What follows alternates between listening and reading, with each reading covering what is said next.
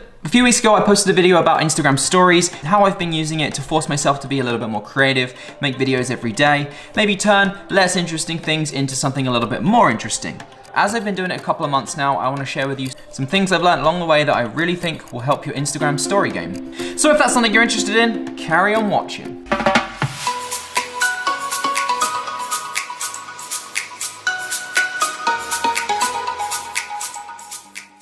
Sorry about this, I box and I didn't get out of the way of this one.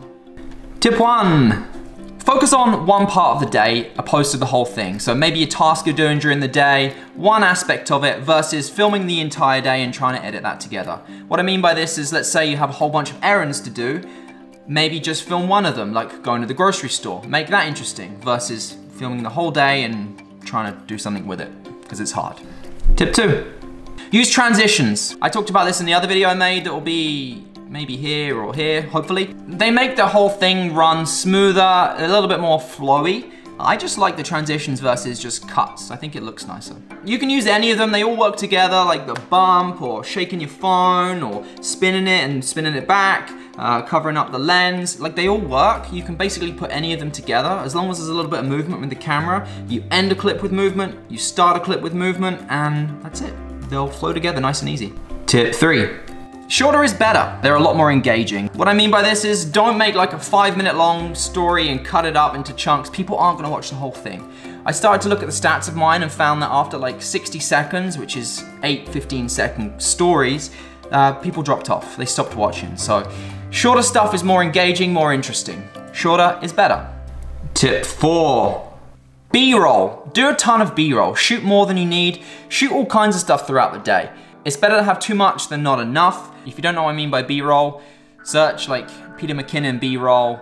He's a master at it. B-roll is shooting like inanimate objects, trees, buildings, and kind of making it look cinematic. You cut that between your clips and it gives you a little bit of a broader picture of the day, different scenes, shows you moving between places, that kind of thing. Also, shoot it in 60 frames a second if your phone will. Way easier, because 1 second now becomes 2. 2 seconds now becomes 4. That shaky footage, it's a little bit smoother when it's slower. You can use more when you have it in 60 frames a second. Tip 5. Don't care about what other people think. It's hard, it's awkward, but once you've done it a few times, you're gonna just feel more comfortable doing it. Don't think, should I get that shot? There's somebody watching, it's gonna be awkward. Don't worry about it. If you have that shot in your head, you're already thinking about it. When you come to edit, you're gonna wish you shot it and you're gonna really regret not doing it. So if you have an idea, just shoot it. Don't worry about other people. You gotta be thick-skinned to do this anyway, so don't care what people think. Just don't care. Realistically, are you ever gonna see them again? No, who cares anyway then? And not tip 6, but a bonus tip. Be fun.